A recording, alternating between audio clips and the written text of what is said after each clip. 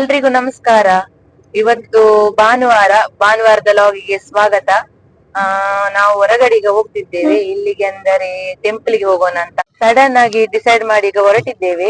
ಯಾವ ಟೆಂಪಲ್, ಎಲ್ಲಿ, ಎಷ್ಟು ದೂರ ಇದೆ, ಹಾಗೆ ಅಲ್ಲಿನ ವಿಶೇಷತೆ ಎಲ್ಲ ಈ ವಿಡಿಯೋದಲ್ಲಿ ನಾನು ನಿಮ್ಗೆ ಹೇಳ್ತೇನೆ. ನಮ್ ಜೊತೆ ನೀವು ಬನ್ನಿ, ಕಡೆ ತನಕ ಇರಿ ವಿಡಿಯೋದಲ್ಲಿ, ಯಾರು ಸ್ಕಿಪ್ ಮಾಡಬೇಡಿ. ಬನ್ನಿ ನೋಡೋಣ. ಸೊ ಯಾರೆಲ್ಲ ಹೊರಟಿದ್ದೇವೆ ನೋಡಿ. ನಮಗಿಬ್ಬರು ಅಂತ ನಾವು 4 ಜನ ಹೊರಟಿದ್ದೇವೆ ಈಗ. ನಿತ್ಯ, ಮೌಲ್ಯ,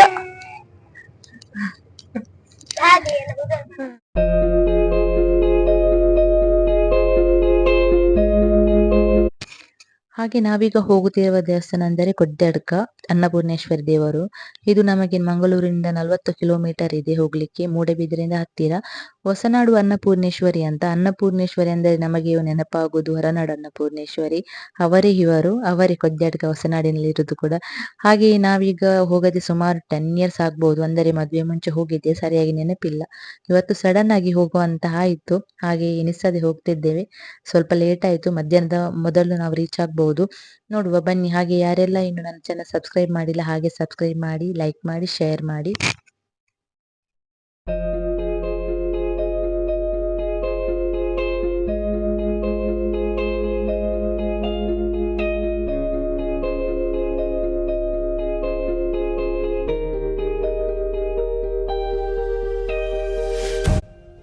ಓಕೆ, ನಾವೀಗ ಕೊಡ್ಯಡ್ಕ ದೇವಸ್ಥಾನಕ್ಕೆ ರೀಚ್ ಆದ್ವಿ. ಕೊಡ್ಯಡ್ಕ ದೇವಸ್ಥಾನದ ದ್ವಾರ ನೋಡಿ, ಮುಖ್ಯ ದ್ವಾರ, ಹೊಸನಾಡು ಅನ್ನಪೂರ್ಣೇಶ್ವರಿ ದೇವಸ್ಥಾನ.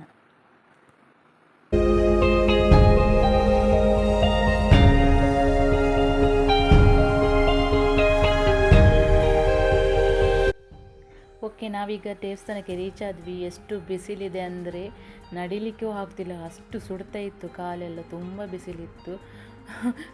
ಕೊನೆಗೆ ಲಾಸ್ಟ್ ಪಾರ್ಕಿಂಗ್ ಗಾಡಿ ಸ್ವಲ್ಪ ದೂರ ಸಿಕ್ಕಿತ್ತು, ಹಾಗಾಗಿ ಓಡ್ಕೊಂಡೇ ಹೋದ್ವಿ ದೇವಸ್ಥಾನಕ್ಕೆ. ಓಕೆ, ದೇವಸ್ಥಾನ ಎಷ್ಟು ಚಂದ ಇದೆ ನೋಡಿ ಹೊರಗಡೆನೆ. ಸೊ ದೊಡ್ಡ ಮಂಟಪ ಕಾಣ್ತದೆ ಎದುರುಗಡೆ ಹೋಗುವಾಗ, ಮುಖ್ಯ ದ್ವಾರ.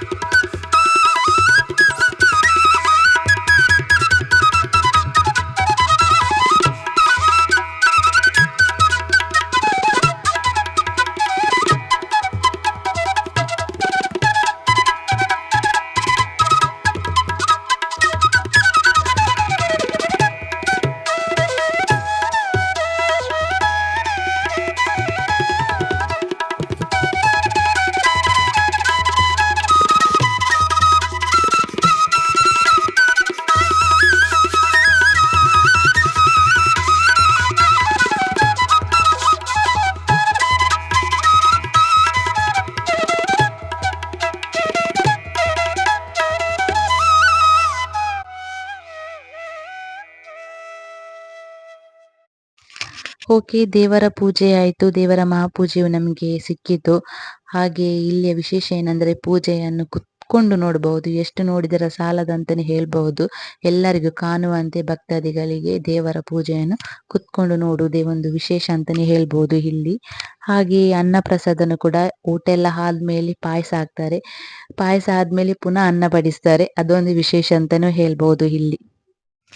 ಹಾಗೆ ಅಮ್ಮನವರ ಬಗ್ಗೆ, ದೇವರ ವಿಗ್ರಹದ ಬಗ್ಗೆ ಹೇಳುವುದಾದರೆ 5 ಅಡಿ ಎತ್ತರದ 550 ಕಿಲೋಗ್ರಾಂ ತೂಕವಿರುವ ಪಂಚಲೋಹದಲ್ಲಿ ಕೆತ್ತಿರುವ ಅನ್ನಪೂರ್ಣೇಶ್ವರಿ ದೇವಿಯ ವಿಗ್ರಹವನ್ನು ಪ್ರತಿಷ್ಠಾಪಿಸಲಾಗಿದೆ. ಅಮ್ಮನವರು ಶಂಖ, ಚಕ್ರ, ಅನ್ನಪಾತ್ರೆಯನ್ನು ಹಿಡಿದು ಸರ್ವಾಲಂಕೃತ ಭೂಷಿತಲಾಗಿದ್ದು ನಿಂತ ಭಂಗಿಯಲ್ಲಿ ಭಕ್ತರಿಗೆ ದರ್ಶನವನ್ನು ನೀಡುತ್ತಿದ್ದಾರೆ. ಇನ್ನು ಜಯರಾಮ ಹೆಗ್ಗಡೆಯವರು ಅನ್ನಪೂರ್ಣೇಶ್ವರಿಯ ಮಹಾನ್ ಭಕ್ತರಾಗಿದ್ದು, ಇವರ ಕನಸಿನಲ್ಲಿ ತಾಯಿಯು ಕಾಣಿಸಿಕೊಂಡು, ನೀನು ನನಗೊಂದು ದೇವಾಲಯ ನಿರ್ಮಿಸು, ನಿನಗೆ ಸಕಲವೂ ಒಳ್ಳೆಯದಾಗುತ್ತದೆ ಎಂದು ಹೇಳಿದ ಕಾರಣ ಮುಂದೆ ಜಯರಾಮ ಹೆಗ್ಗಡೆಯವರು ಈ ಕ್ಷೇತ್ರದಲ್ಲಿ ಅನ್ನಪೂರ್ಣೇಶ್ವರಿಯ ವಿಗ್ರಹವನ್ನು ಪ್ರತಿಷ್ಠಾಪಿಸಿದ್ದಾರೆ. ತಾಯಿಯ ದೇವಾಲಯವು ನಿರ್ಮಾಣವಾಗಿತ್ತು ಎಂದು ಇಲ್ಲಿನ ಸ್ಥಳ ಇತಿಹಾಸದಲ್ಲಿ ತಿಳಿಸಲಾಗಿದೆ. ಹಾಗೆ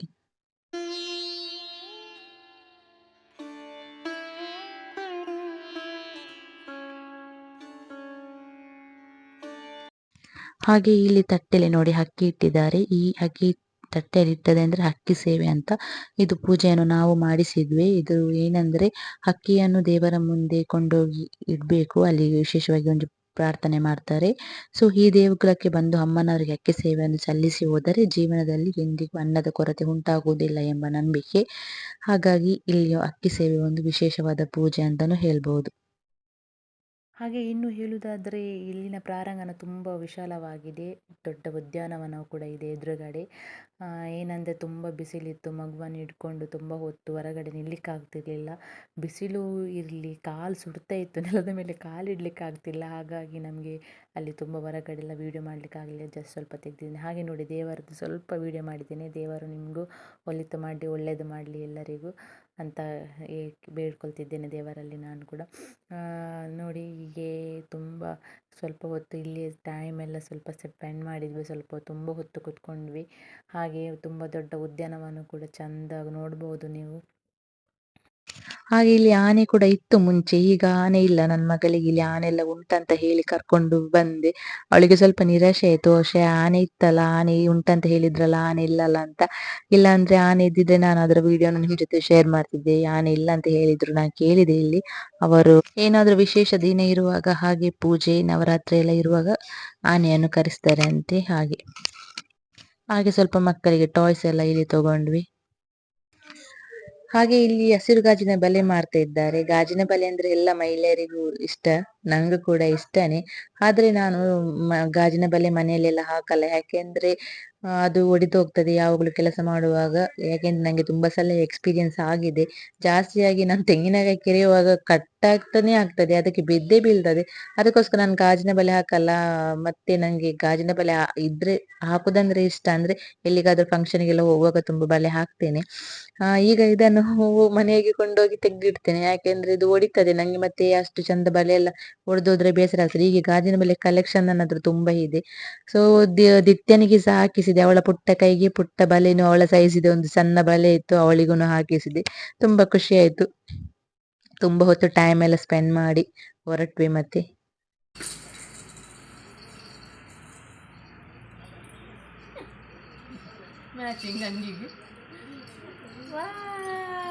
ಸೂಪರ್ ಉಳ್ಳಾಂಡತೆ.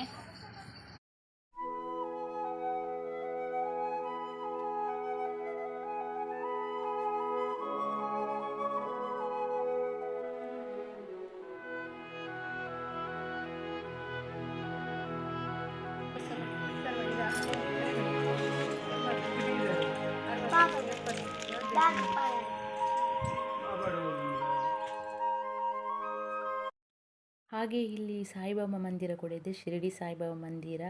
ಹಾಗೆ ಪಕ್ಕದಲ್ಲಿ ಆಂಜನೇಯನ ಬೃಹತ್ ದೊಡ್ಡ ಗಾತ್ರದ ವಿಗ್ರಹ ಇದೆ. ಎಷ್ಟು ನೋಡಿದರೂ ಸಾಲದು, ಅಷ್ಟು ಚಂದ ಇದೆ. ಒಂದು ಕೈಯಲ್ಲಿ ಸಂಜೀವಿನಿ ಪರ್ವತ, ಒಂದು ಕೈಯಲ್ಲಿ ಗದೆ ಹಿಡ್ಕೊಂಡ ಹನುಮಂತ ನೋಡಬಹುದು ಇಲ್ಲಿ. ಹಾಗೆ ಬದಿಯಲ್ಲಿ ಪುರಂದರದಾಸರ ವಿಗ್ರಹ, ಇದನ್ನು ನೋಡಬಹುದು. ಎಷ್ಟು ಚಂದ ಇದೆ ಅಂದರೆ ಸಮಯ ಕಳೆದದೇ ಗೊತ್ತಾಗಲ್ಲ, ಅಷ್ಟು ಚಂದ ಇದೆ. ಹಾಗೆ ಸಮುದ್ರ ಮಂಥನ. ಹಾಗೆ ಒಂದೊಂದು ದೃಶ್ಯವನ್ನು ನೋಡುವಾಗ ಒಂದೊಂದು ಕಥೆಯನ್ನು ಹೇಳ್ತದೆ. ಸೊ ನನಗೆ ಅದನ್ನೆಲ್ಲ ವಿವರಿಸೋಕೆ ಬರೋಲ್ಲ, ಬಟ್ ನನಗೆ ತಿಳ್ಕೊಳ್ಳೋಕ್ಕೆ ತುಂಬ ಆಸೆ ಇದೆ. ನೋಡೋಣ.